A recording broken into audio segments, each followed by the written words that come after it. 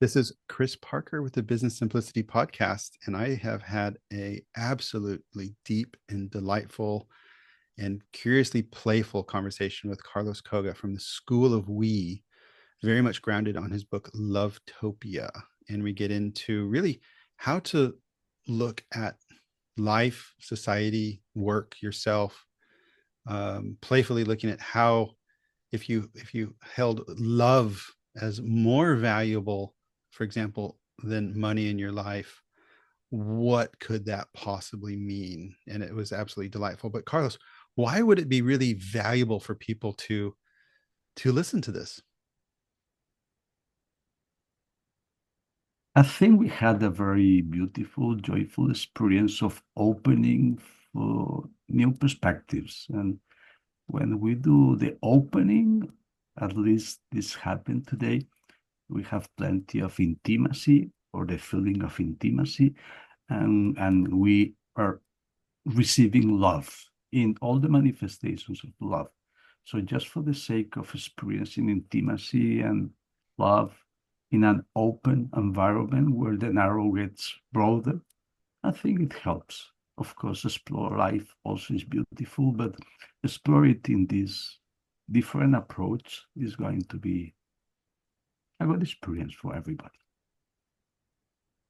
The Business Simplicity Podcast, where we learn about strategies and tactics to succeed through simplicity, with your host, Chris Parker.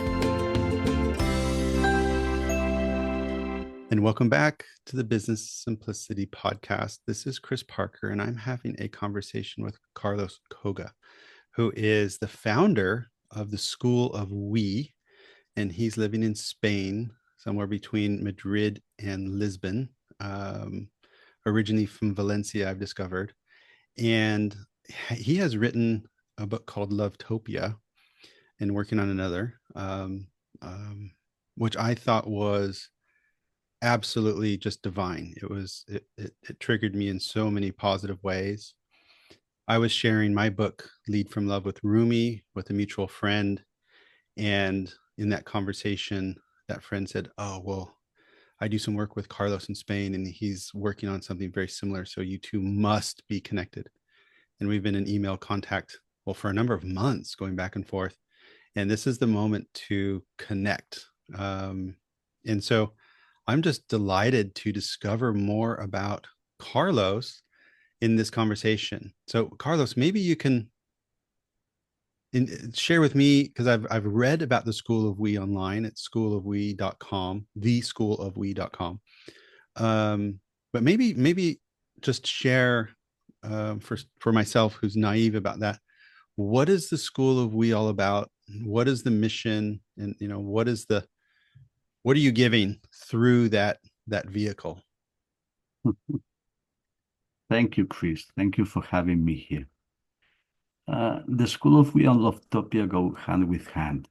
Is somehow Lovetopia is a dream, a vision of what a society or society could be if we make a small change with big impact. Is that we put love in the place of money, or we change the priorities of life where love is first and money is second.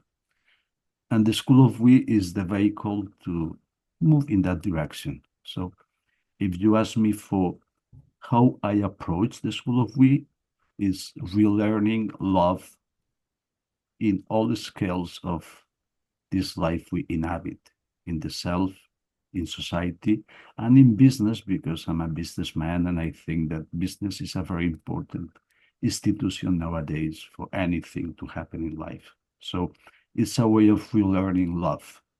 Mm. Love in place of money. That sounds delightful and it sounds confronting. Mhm. Let's just dive straight into Lovetopia, I think. The Because I think that could be a nice, and I have a number of things I've observed in the book that I want to unpack with you a bit. Um, that could be a nice canvas in which to play with this love as a higher priority than money. It's not love instead of money, I Mhm. think. Eventually, I would like to touch on this Search Inside Yourself program as well, Search Inside Yourself, which I believe is core to the School of We. And maybe because we're still discovering each other, let me express why that's important to me. Because with my work in leading from love, from a business leadership perspective, my belief is starting with starting with self-discovery, starting with self-care, self-love, self-empathy, I believe is the only way to be in a position and have that strength and wisdom and power in order to lead those that, you know, are following at any particular moment. It doesn't only have to be in a business context, you know, sports, school, crisis, whatever, you know, there's opportunity for leadership everywhere. So one of the things is maybe tell a little bit about the origin story of Lovetopia, because I believe you modeled it after another book, Ecotopia, which I've not read. Like, how did this book come about? Long story, making it short. Back in the 90s, I was in San Francisco as a student. That means very, very short budget. And I went to this second-hand market book fair, and I found this book by the name of Ecotopia. I didn't know anything about it. The only thing is that it got my attention, and I have $2 for it. So I bought it, and I read it, and it shocked me because it was a book written in the 70s by Ernest Callenbach, and he opened for a society where, you know, nature and the ecological movement was at the center. And somehow it touched me very deep. So I wanted to share that book with my friends and colleagues back in Spain, that was San Francisco, and I realized that it was not translated into Spanish, so it was kind of frustrating for me. So I said, okay, maybe one day I'll translate that. And that was an open intention for maybe 10, 15 years. And then Ernest Callenbach passed away. And I said, okay, this is the time to honor him by translating his book into Spanish. And when I started to do this translation, I felt that the book was obsolete and incomplete somehow. So I felt, okay, can I, you know, update it and also complete it? So with that willingness to honor Ernest Callenbach and Ecotopia, and that new intention of updating it to the 21st century and completing it, so it also targets the thing inside us and not only the thing outside us, I wrote Lovetopia. And of course, I was in a very beautiful and silent conversation with Ernest Callenbach. You know, in the sense, okay, you wrote this 40 years ago. I'm rewriting this 40 years after. How we do this? No? And this conversation, of course, was in silence. It was very beautiful for me and very fulfilling. And somehow the fruit of that is Lovetopia. Well, in a way, it mirrors my journey with Lead from Love from Rumi, where because Rumi, of course, is very well written and a mentor, an employer, you know, ex-boss. When I was talking about leadership and love, he's Persian, and he said, well, if you want to discover love, go discover more about Rumi. And I had some Rumi on my shelf, but I've never really. And so in a way, it was a bit of like this silent conversation of reading this and what does it trigger? And was Ecotopia in the same format, meaning it was as a imaginary journalist visiting a alternate reality? So the format was the same. Yes, it was the same. That's part of honoring Ernest Callenbach. Yeah.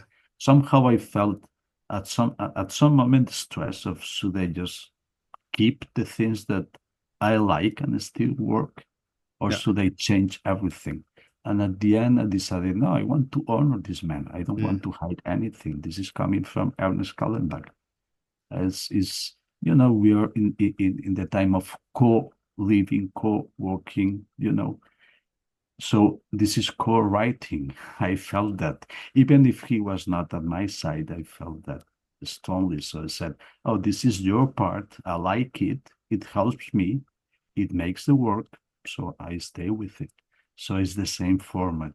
Of course, I open for new situations, new characters, and I went deeper and wider in other things that he was not covering, maybe because he thought different, maybe because it was a different time. But Yeah, well, the structure is the same. and the book is and we'll put the link to the book, but it's free to download. I just really recommend it. I've shared the book with multiple people already, but without ruining the plot and some of the twists along the way. Or you can ruin it if you want to give away some of it. Basically, the story is a journalist from Spain and I guess the east coast of Spain has kind of seceded, and it's really a different reality. Can you describe a little bit what is that reality like? What was the reality that you were trying to paint, that you had to cross those mountains, and it was not easy for him to get there, and in your words, like can you describe Lovetopia? I can, of course, and I will. Let me say that geography is only important for the understanding, but not for the writing. And let me say that again. We need to put characters and situations in one place, but the place is not important. Ernest Callenbach used the West Coast in the United States. I'm using the East Coast in Spain. You could use the North Coast in Netherlands. The thing is, somehow society splits in two. And this split is because each part is looking after different things. So what happened in Lovetopia, and of course there is the drama, but out of the drama is that part of society was willing to stay the same, and part of society was willing to change everything that they knew was not working. And instead of just doing the thing that nowadays we're doing, is like, parliament politics and trying to reach an agreement, and they just, stay in the middle of everything, or the old way kind of civil war and fight of who wins. They just split. Of course, there is some historical situations there, but they split. So one society splits in two. And this is difficult for them both. So they stay in silence for 18 years in the case of Lovetopia, and they raise their heads again 18 years later and look to each other. What have you become after 18 years? Something that we could easily do, between friends or just family members. What's happened with you in the last 18 years? So one journalist from the part of Spain that was not willing to change at all, so they followed the same path that we already know, looked to the other side of Spain, the side who was willing to change everything that was not working. So the first thing that these journalists recognize is, everything looks like the same, but older. And very easy belief is, they've gone backwards. Everything has gone in the direction that we don't want to go. But then that perspective started to open, and this person realized that now it's the same but different. And the difference is not so much about everything going outside, which is confusing, but mainly about everything going inside the people, which is amazing. Yeah. So this kind of discovery of what's the new and where is the new It's part of the journey that this journalist does. Of course, this person realizes that in the outside, there is a different balance between nature and technology, which is very important. Somehow, nowadays, technology is very much in front of nature. And then in the inside, the balance is about love. How these people don't only talk about love, they live love in a very different way. In such a way that love is the very first thing they think every day. Yeah. Is the very key thing they use to make decisions, is the thing they strive for. It's and the way it was written, I guess there's three, if I can remember, there's three sort of layers of the storytelling. There's a narrative of his actual experience in some cases. He's actually writing articles back to Spain, which is more of a formal way, and then his personal journal. And that and it's really interesting to see how he wrestles with this expectation. You know, when he's seeing things, he's saying, hey, this car looks different. It is a car, but it looks different. You know, people, relationships are different. And so he's seeing it from the eyes of his, I guess, Western Spanish expectation. And it's only about halfway through the book that he starts to really clue in that there is something fundamentally different going on that's not really visible. And the way he, you know, and part of it is the way he's slowly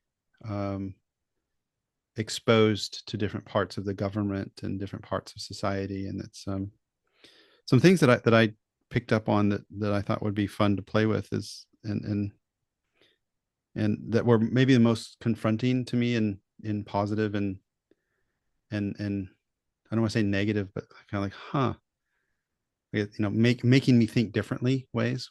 And one of them is very easy, is at the education programs are based on the Steiner Waldorf format, which one of my boys went to a Steiner in the Netherlands. It's called the Free School. And I was fascinated to see that came up in Lovetopia, because one of the reasons that we sent my boy Quentin to that school was because it was very human, it was very natural, it was very engaging. You know, so instead of forcing kids to stay, you know, behind a desk and read, they're allowed to, you know, sing, they're allowed to dance, they're allowed to move, they're allowed to be, and for Quentin, we felt very important, meaning for him to be able to express himself. So I'm just curious, why the Steiner program? Like if we jump out of the Lovetopia topic, and what is the Steiner Waldorf method and mindset? How is that love based? I'm just curious to like, how did that get there?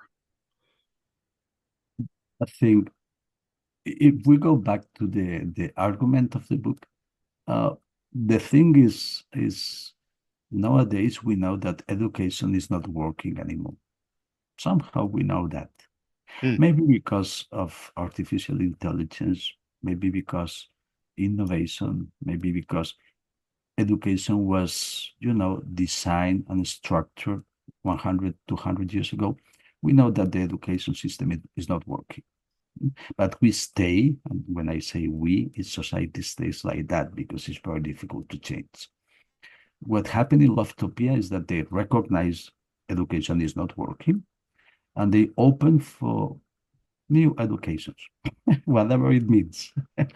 So they trusted professionals in education, teachers, and they opened for them, okay, design the kind of education that you feel that is going to help the most.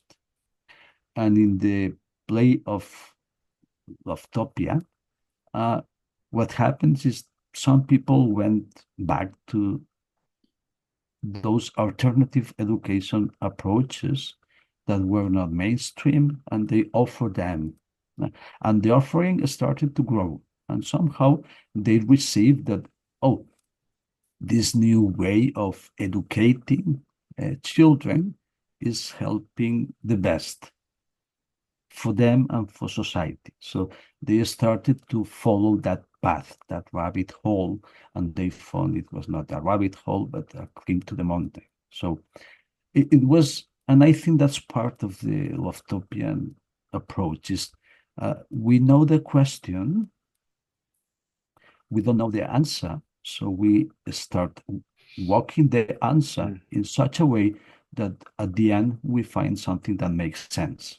Yeah. That's a very feminine approach to life. It's not, oh, I want to implement this new approach to education. Let's do everything we need to make it happen. It's no, it's this is not working. Let's try something that maybe work. And if it works, let's feed it. And if it keeps working, let's feed it again. So let's just find out where it takes. Somehow the society drives this mostly out of habit and routine and repetition, I think, because the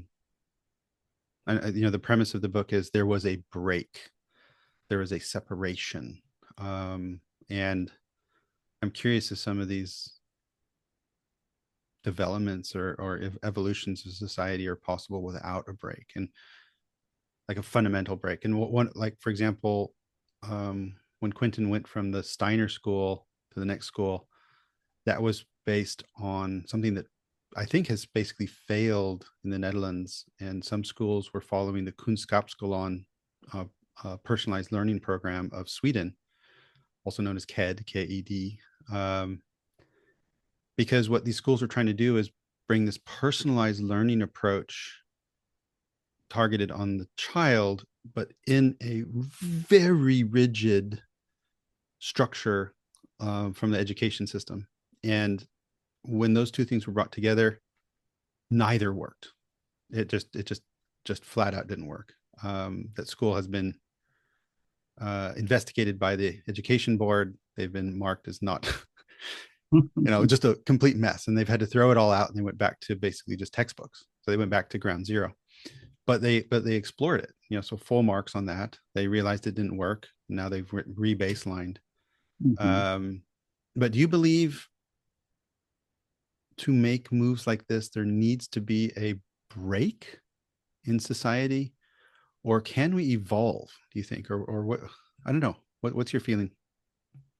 Okay, that's I think the key answer to this question is the understanding of break. So if we mean break like confrontation of different parts that result in some kind of destruction or violence, I think we can do it without any break.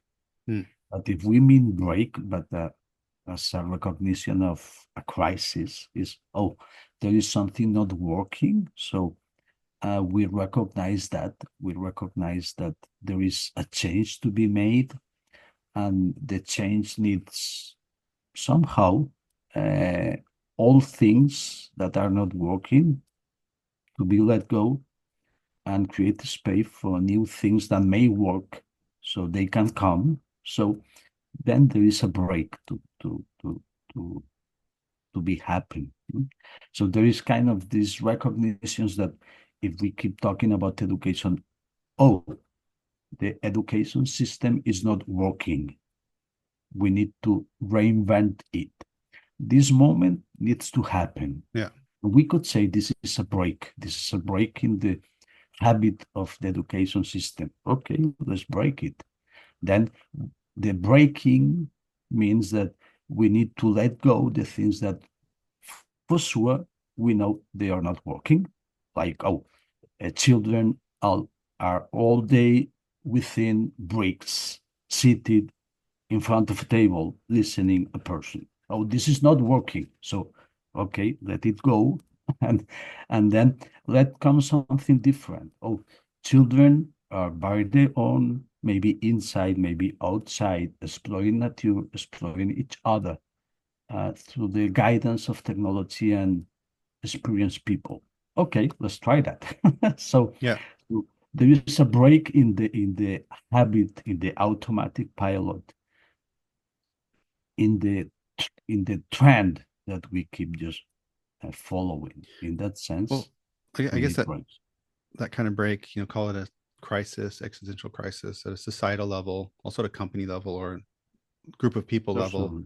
Mm-hmm. or an individual level as well. So it's so if that one was kind of a, oh, that's interesting, sort of like the education with Steiner was something that resonated with me. Something that was a little more stretching for me was that the media as a fourth branch of government Mm-hmm. was like, wow, okay, how do we wrap our head around that the media, as a fourth branch of government that actually has a societal role, um is that based on a concept outside of, like Steiner was it's a, that's a concept that's been studied and published, but the media as a formal fourth branch of government, where did that come from, and what does that mean? I think we all know that somehow. I remember this very old movie, Citizen Kane, talks about this. Is the power of media is kind of a de facto power in society. And the thing is, I don't know why.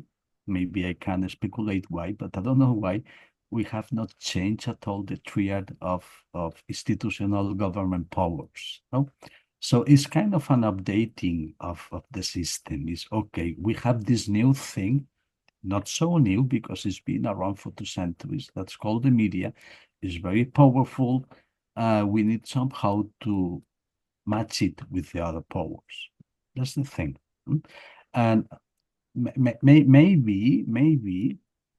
uh, 40 years ago, it was not so important because, let's say, media was behaving in a way that was more useful to society. But in the last 20 years, media has been a crazy thing. Maybe because of social media, maybe because of the response of mass media to social media, maybe because any other thing. But nowadays, media looks like more like an amplifier of distraction and lies that, a mirror of society. So in that sense, we need a media system that mirrors society in a way that society can see the macro and the micro in front of them. And we need somehow a way to regulate that. And my approach, the approach of Lovetopia, was just to use an approach like the judiciary system. It's like they organize in such a way that they self-regulate within the system in order to protect that very important mission of mirroring society the best they can. Yeah. And the way they do it is, like churches and things like that. But that's the playful ground of Lovetopia. The important thing is, hey, we have this new thing called media that's very important. At this moment, is not doing its function, and it's creating plenty of suffering. So let's organize it different, and let's give it the level in the power system that it deserves. And I can imagine people listening, if they haven't been introduced to Lovetopia, might feel this as, there's a sense of fantasy and ridiculousness, maybe even, and it's too far away. But if media is a branch of government, then that also shifts so many other things, because media is oftentimes promoting typically very destructive things, big sugar, big food, big consumerism. And one of the dramatic differences in Lovetopia is how consumerism is kind of shifted. It's put on its head. And one of the statements in the book that triggered me was the statement that the automotive industry is subsidized. And and it's like, what? And the way that was described was, well, the fact that society's paying for roads, for automotive, cars, and society's paying for ambulances and all of these, you're like, well, it's really fascinating. Like if cars were removed from the equation, how much of the other things would not be required? And I've never thought of it that way before. It kind of like, okay, just let my mind spin on that one for a while, and then you start really looking at things differently. But can you unpack that a little bit? Like the automotive industry is subsidized, and what does that mean? And how does that manifest itself in Lovetopia? think the I think the automotive industry is kind of one of the industries that is fully subsidized without we being aware of. Mm. And I think this is very obvious. It's like at some moment in history, Western societies make a bet for cars and everything around. And that bet started to unfold in plenty of different interventions. No, we created roads, highways, traffic lights, and out of them we created oil stations and parkings and you know everything around what a car needs. Yes, shops and repair shops and the school drivers and suddenly around the technology you have a huge industry. Mm? And everything is needed so as the car is being Yeah. able is being used by individuals and society, governments by themselves, maybe because any other reason like lobbyists, decided to fund almost everything from the public sector through taxes. So that means that that's being subsidized, fully subsidized. And when we compare that with trains, it's different. They decided to subsidize more cars than trains. Or if we nowadays, and that's very important to notice that we're just having bikes back into the mix of all transports. Maybe not so much in Netherlands because you have this very deep bike tradition, but all around Europe, municipalities are just building all kind of small roads for bikes. So that somehow is subsidizing the bike industry. So the most important thing, again, is just to be conscious, to recognize what you are subsidizing. And in Yeah. that sense, Western society is subsidizing cars. And then rise the question, do we want to keep subsidizing cars or can we use that money in other direction? And if we stop subsidizing cars, what's going to be the impact? How much resources do we have? What can we do with those resources? Can we, subsidize any other more efficient transport system? Can we restore everything that has been destroyed by cars? Things like that. And it's for me, it's very important to realize that if you live in a big city, big Western city, it could be Amsterdam or Madrid, you don't need a car. It's having your own car, which is kind of a part of the habit that we have received from past generations. It's like a nightmare. You don't need a car.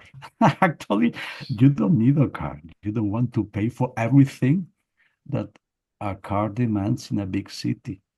And you just want to have easiness to move around, and you have plenty of other alternatives to that. So just recognizing that could be a big change in everything we do, from designing cities and villages to spending our money and restoring things. Well, And that's what Lovetopian did. yeah, and of course the crisis of the break created a moment for that. But it's also I'm really curious what happens with when autonomous vehicles arrive. And let's just roll forward like 15 years. Autonomous vehicles will arrive. Mhm. A logical consequence of that could be that there's more sharing because Mhm, you know, mhm, 90% of mhm, the time your car is just sitting idle.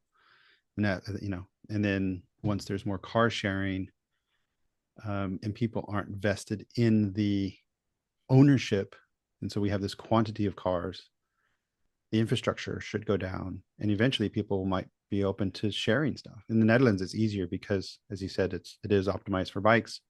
We have trains and rail that work. You know, from the US, you know, those things just don't exist. It's going to be really fascinating to see how that unravels. And what I like about this mind play is thinking about, you know, maybe the alternative book of love work pia or something. I mean, like how much ridiculousness, if you look at it things from a certain angle, um, that you're optimizing, you know, maybe for money over love, over people, also in the work context, and you know, how many rules are potentially unnecessary, you know, just absolutely unnecessary, and how many societal norms in the workplace are actually oftentimes not serving the bottom line nor the human line, in any case. And so this just being able to look at what we, you know, we have these expectations and how companies work, you know, like why what, you know, does that really serve us? But moving beyond, and one of the things that in my work with leading from love, I've been, um because I use the word love in the work context, um I purposely avoid romantic love.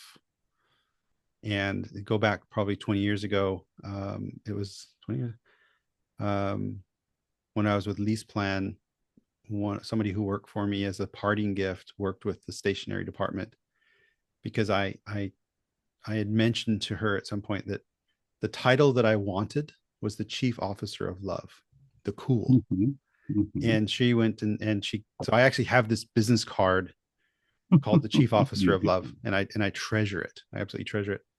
Um, but when you use the word love, because I shared it with another executive, and he goes, and his initial reaction was, "Oh, you're a porn star," you know, like laughing at it. And I was like, "Well, that's kind of not where I was going." Mhm, Um, mhm. but when you have this word love that is so charged in different ways, the reason I decided to use the word love is because it's a conversation starter. Meaning, what do you mean by that?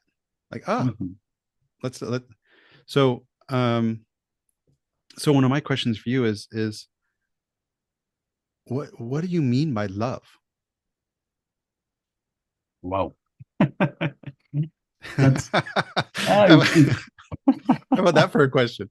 ah, it's you know I needed 500 pages to unfold love at different levels Yeah, of life. yeah. So for sure, love is a very interesting force. That I would say that, and it's as you already mentioned is being confined in the last, I would say, centuries in very specific realms. It's like, oh, we talk love in the church, love for God, or we talk love in partnerships, no? Along with sex and intimacy and all kind of things. But love is much more than that. That's my feeling. And one of the interesting things of Lovetopia, and I think it's there in the book, is that when somebody, in this case, a society with all institutions and individuals inside, choose their way of love, they need to think and reflect and build an understanding of what love means. So uh, it's like, not just said, I was chief executive of love, no chief. Uh, we have plenty of studies about finance and marketing and operations, no? And people has gone very deep and very wide and writing plenty of books, and we have lots of trainings and seminars, and roundtables about all these topics. If you go the way of love, you need to do the same with love. Okay, we need to go deeper and wider and think and rethink and talk and and do training and seminars about what love means in all kinds or parts of society and life. And this is something that in Lovetopia they have done somehow. Love is a key theme for society, and they study love all around Yeah. because they think it's important. So they go uh, love to nature. What does it mean? Oh, they just are amazed about everything slow and beautiful that happens in nature with plants and insects and animals. Or they think love in the public sector. What does it mean? We just create things that help people, never mind uh, the constraints that we have. Or they go love in the private sector, no, in corporations. So we organize in a way that we are very friendly for everybody around. But they somehow need deep research and answers about what is love, and also very straightforward and easy mantras about what love means. So the answer of what is love, it's like what is money. Oh, it's very easy to know, but it's very deep to know. Yeah. Yeah. It's Well, not this. when I was doing because I'm currently working with many Arab Egyptians, Mhm, amazing group of people. And I did the research with Rumi. So Rumi was the inspiration, and Rumi is Persian. So most of his work is mhm, in Farsi, mhm, which is in the same writing script as Arabic. And on the cover of the book, and this was something that was wildly debated amongst the, probably 90% of the project was myself. And then my typical way is very collaborative. And then I opened it up to a few people, and whether I should actually include, I don't think I have a copy nearby, include an Arabic word on the cover or not. And in the end, I did. And I decided to include the Arabic word, the Farsi word eshk. And there's also an Arabic version called eshk, but it's with a Q or a CK. It's and it has a very similar meaning. But in Arabic, there's apparently like 17 different words for the word love, of the different type of manifestations, and that I found that really fascinating. mhm, But I have a premise. Let me throw it out and then see if you can refine it or explore it. That um, my beliefs are people are by nature creative, playful beings, and that journey of playful discovery and growth is just core to our experience. And the way we experience things, or the way we grow, is being confronted with others and bumping into other people, and discovering things that we like and don't like. um, Based on our expectations, we run into people, and if things turn out different than expected, you become angry. That's the natural reaction. um, and then there's an invitation to reflect and self-regulate and discover, and through that reflection and self-regulating, that's where the growth happens. And so if we want to grow as a being, we need to interact with others. And the mhm, place where we interact with others the most is at work. Often, we have family, friends, hobbies, mhm, but work. And so what I see, the one of the main functions of a business is to create the space for that personal discovery and growth. There's a commercial reason for that as well, because if a business wants to grow, I don't believe there's any way for that business to grow if their people are not growing and developing. So there's a synergy there as well. And then, if for me, where I come closest to what I consider love is through inner work, through for me, love is through meditation, through, and I'm imperfect at this, but releasing the physical expectations, releasing the ego expectations, the thing that's left within me, the trueness, the essence, the deep self, which by definition is connected to nature and other, is where I find a resonance with what I call love. And so for me, this leading from love is starting with this self work, the um, self discovery, self empathy, while playfully creating and knocking your head on the wall and being disappointed and having all that emotional experience in life. What resonates in you as I share that perspective?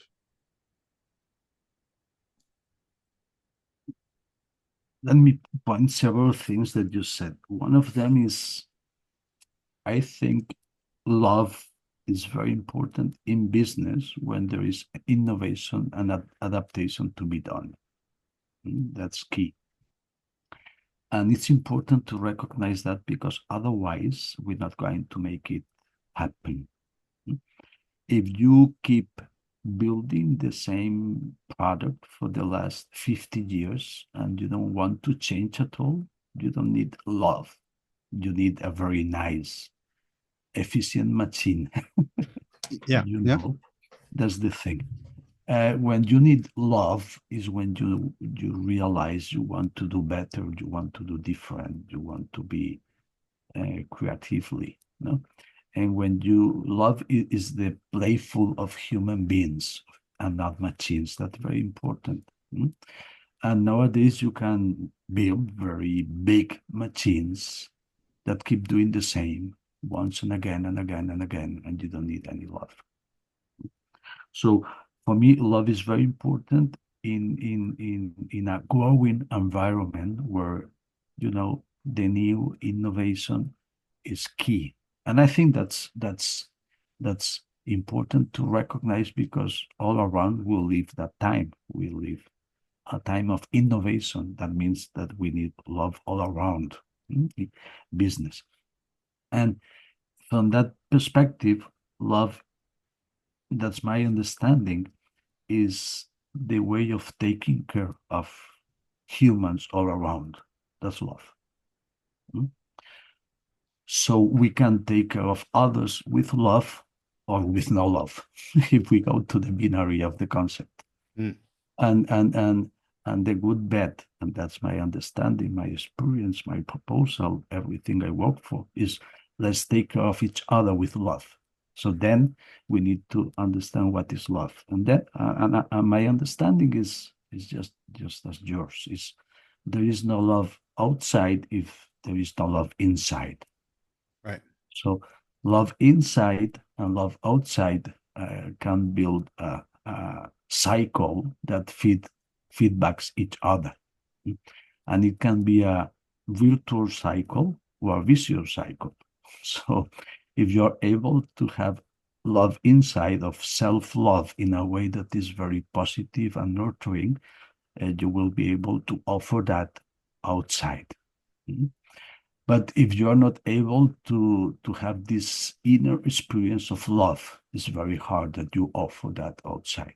So the recognition that everything inside and outside goes together and feeds back each other is very important. Then where do you start? That depends on, at least that's my view, my perspective, on your very specific situations. If somehow you grow up in an environment, a family that has make love a very important part of the day-to-day interactions and situations, then you will grow up with love inside and will start to offer it outside. But it could be the other way around. You just come from a very difficult childhood situations, so there is no love inside, and so you find anybody who offers the love that you don't know from the outside, and you receive it and start to putting it inside. That's okay. At the end, what we need is both love inside and love outside, and in a virtuous cycle of feedback. So everything we do, every situation where we manifest ourselves as a component of love. But at the end, if we go from the very beginning, and I think that's very important because I'm writing a new book and it's about this. If me as an adult of the 21st century want to commit with love by myself, and I want to do it an axis of my life, the key thing is meditation. It's self-awareness. Yeah, it comes back. That's the starting point. And before we end, I want to get into the Search Inside Yourself program. But before that, you brought up your new book. And so let me take a number of themes here and smash them together and then see what sparks. So we're talking about love in a business and societal context, and self-love and self-awareness. In Lovetopia, there's this whole dimension of the gender power balance, as well as the healing potential of sexual energy. And in your new book, I believe, from what I'm about a third of the way through that, it's a very different style. It's a very different message. But I believe, if I understand it correct, it's based on the energetic self hypothesis in a way. So there's that's something else I read on your blog, that there's this cyclical energy also between masculine and feminine and in inner and outer. Where are you going with this work? Like, this seems to be an evolution beyond Lovetopia, and it's becoming more of a one thing I felt about the book, because you've invited feedback, is it seems very, very structured. And so it was hard for me to find a energetic or an emotional connection to the work so far. So is there a way that you can play with the healing dimension of sexuality and this gender power balance? Because one of the things I really found delightful in the Lovetopia book was that men are allowed to be men and women are allowed to be women. And this is something that and maybe it might be confrontational, but from my American life experience, where everything is becoming gender neutral, and therefore people are losing any tethering to a gender identity. People are starting to identify as cats. It's like, well, I like cats, but that's a bit okay. It's more of an interesting, fascinating thing about society. But can you take those different themes, if you will, and see if what's happening within them?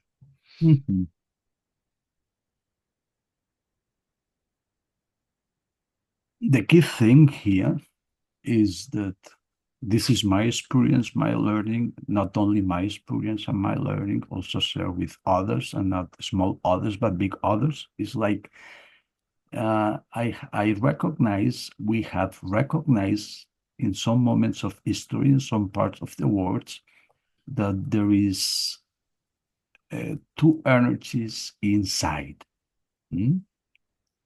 And it's important to say that the same way that we are open to embrace that we can be creative or rational, so two ways of thinking, or that we can be happy or sad, two ways of feeling, or we are right-handed or left-handed, two ways of interacting with the world, it's important that we recognize that we can be masculine or feminine. Usually, uh, this has been referred to in Western societies as yin or yang, or Mm-hmm. Ida and Pingala, or in different approaches. We have two different energetic selves inside. The yang, the masculine, the Ida, is very straightforward, very short, very hard. Is very change making from the inside out. The Jing part, the feminine, the Pingala, is different. Is slow, is flowing, is more sensitive with the context, with the outside. Now is more receptive. So these different approaches to how we offer the energy inside outside are very important. Is okay.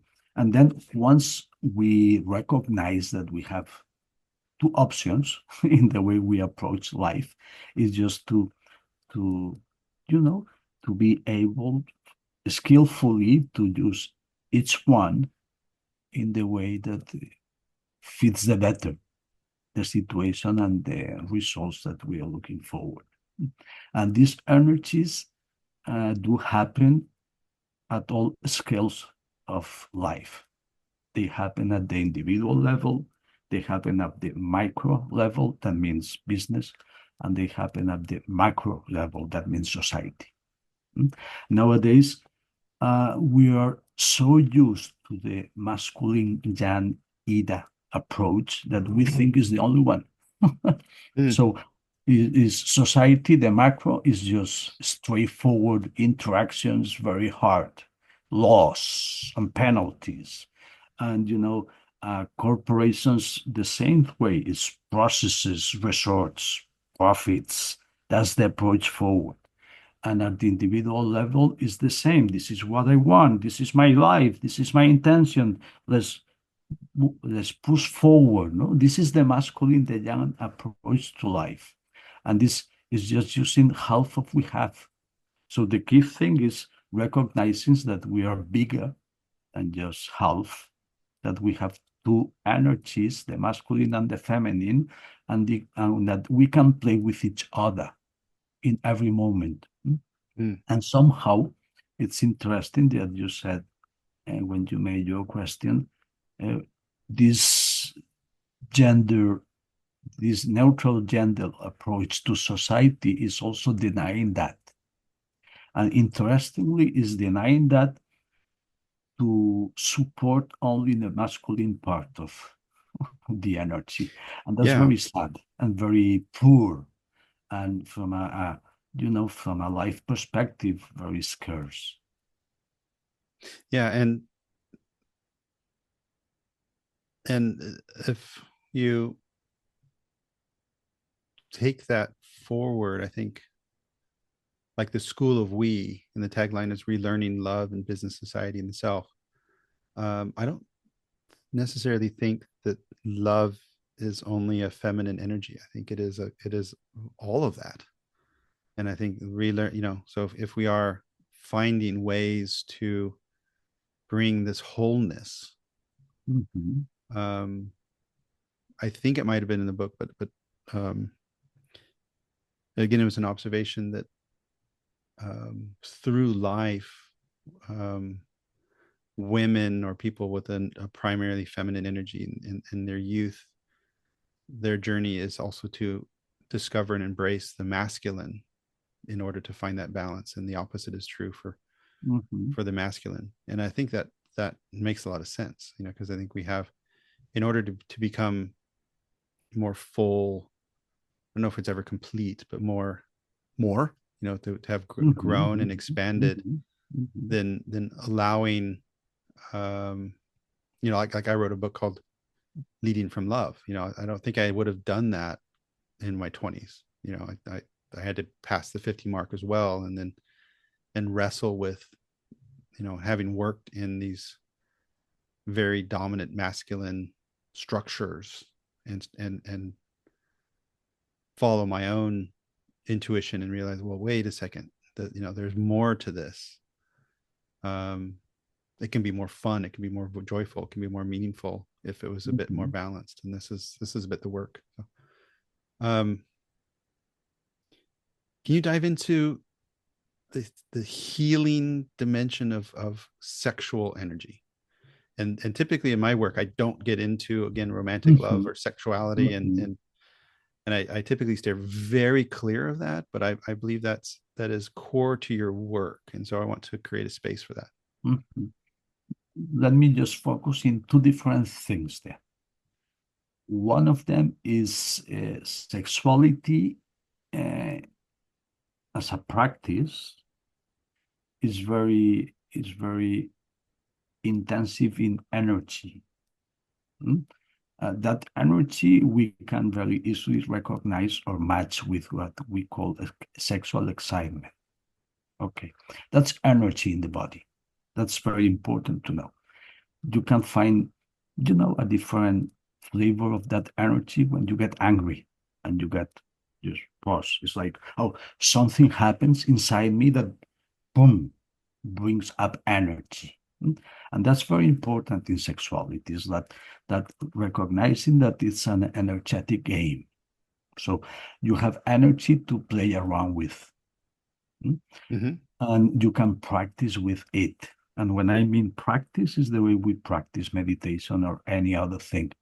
You can practice with the managing of energy inside. That's one key thing. The other key thing is that because, this is 21st century, we come where we come from, we live where we're living, sexuality is kind of a taboo.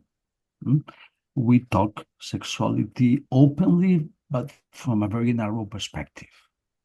And we don't embrace sexuality openly for everything that it is and it brings. So sexuality is a way to break the narrow and open for the wide. And in that sense, when you enter into any conscious sexuality practice, at least that's my experience and what we have been offering for the last 15 years, the very first thing that you discover is that, wow, I never thought it was so narrow. It's amazing, it's so wide. So this break of a perspective is very important. And in the widening, then everything that comes is very beauty, very playful, and very joyful. And that's a very nice way to practice with life. And also it's very interesting because sexuality, even if we have self-sexuality, and it's not masturbation, but sexuality is mainly a play of two.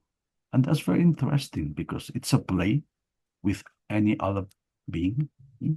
So you can play with the energy in a very joyful, beautiful, careful practice with another being. And that's the magic of practicing conscious sexuality. It's not about genitals, it's not about orgasm, it's not about, fantasies. It's just about playing with energy inside with another being in a very joyful, beautiful, and careful way. And that's the key thing, the key theme, the key skill we want to go up in any other aspect of our life. So that's the important of it. Well, it's resonating with earlier in a discussion of playful discovering, confronting, growing, learning, also playing with expectations, playing with boundaries. And is there a healing aspect to this? Is this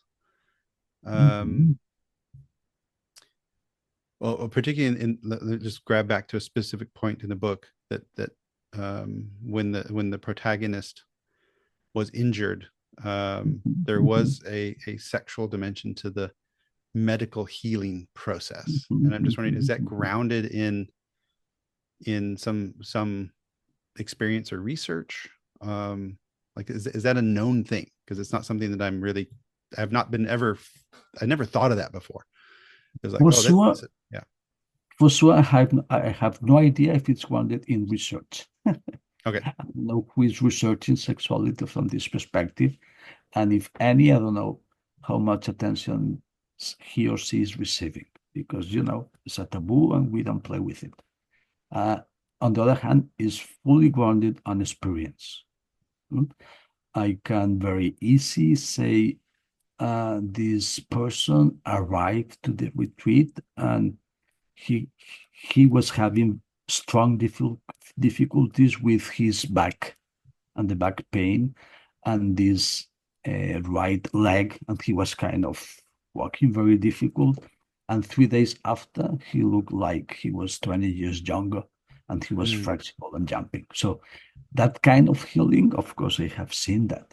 Oh, this woman that arrived, with this very woman-like expression, well, very skeptical about everything, a little bit close, and 3 days later, she looked 20 years younger, very open and joy, and it's like there is some kind of healing in the sense of unblocking things, for sure.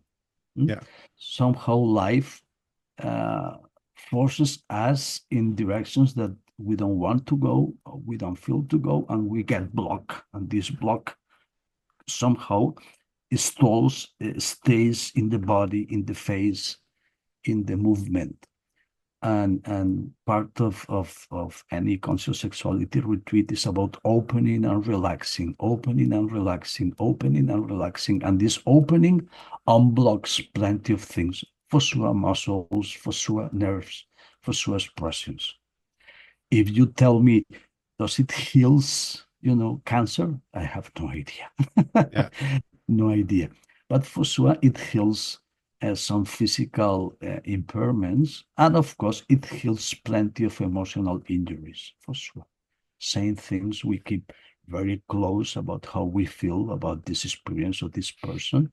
And any sexual energy opens that feeling for the positive. So it's healing. Yes.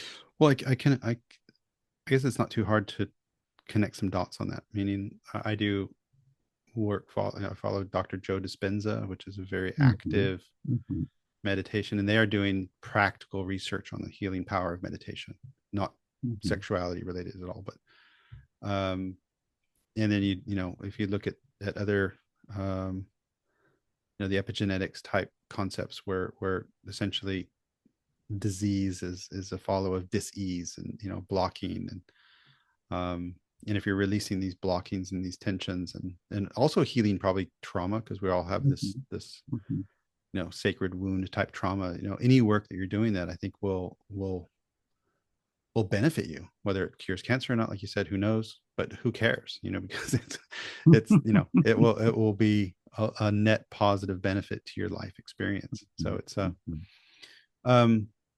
thank you for sharing that.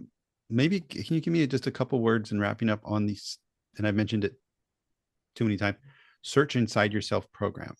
And from your website, that's something that was apparently initially developed by Google, and it has something to do with neuroscience, emotional intelligence.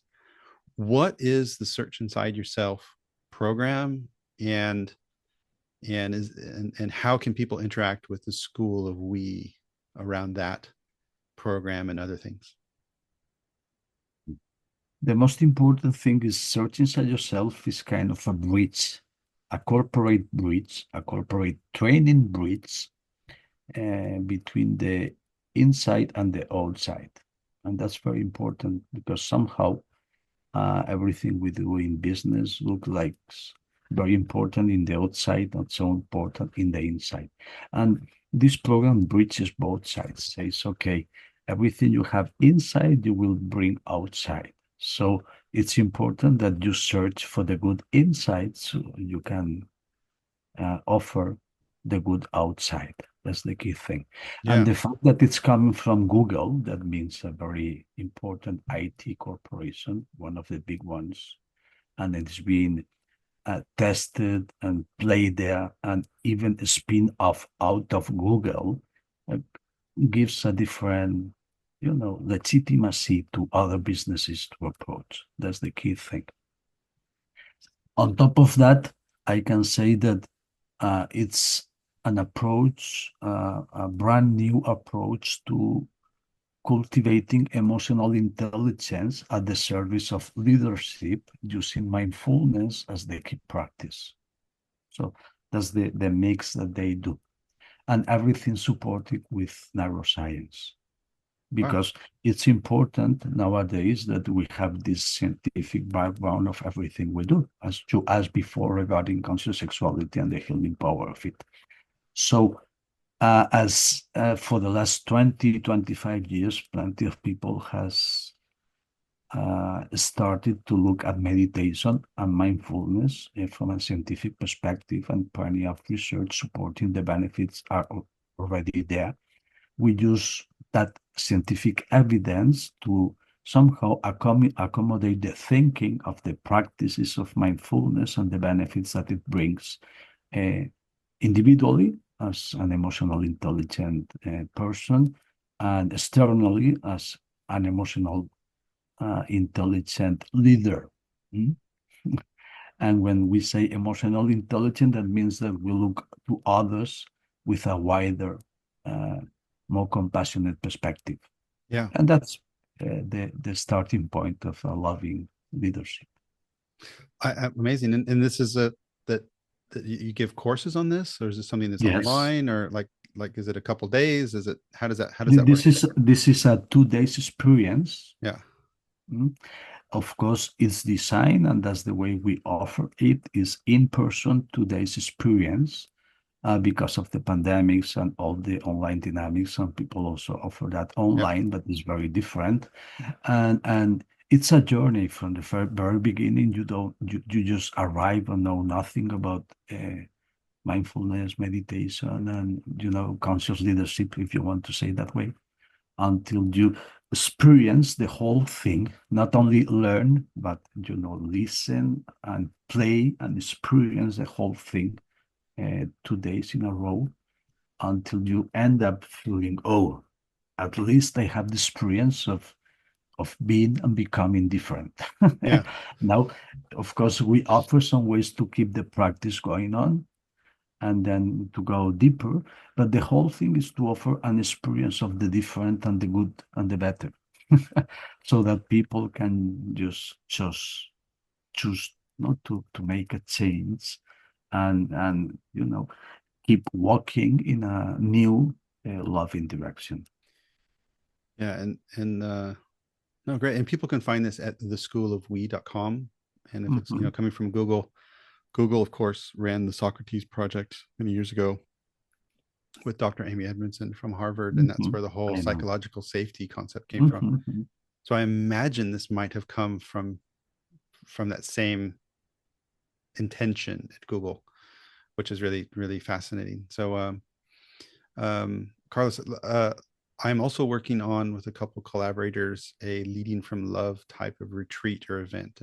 And when I'm reading about Search Inside Yourself, I'm wondering, let's stay in touch to maybe combine those energies and see what to do with it.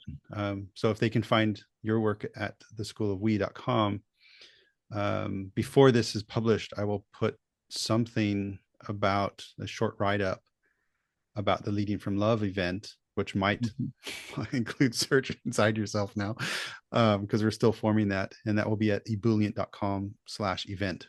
And it's not written yet, but by the time this is published, it will be there, because we have a number of brainstorms on that. So it's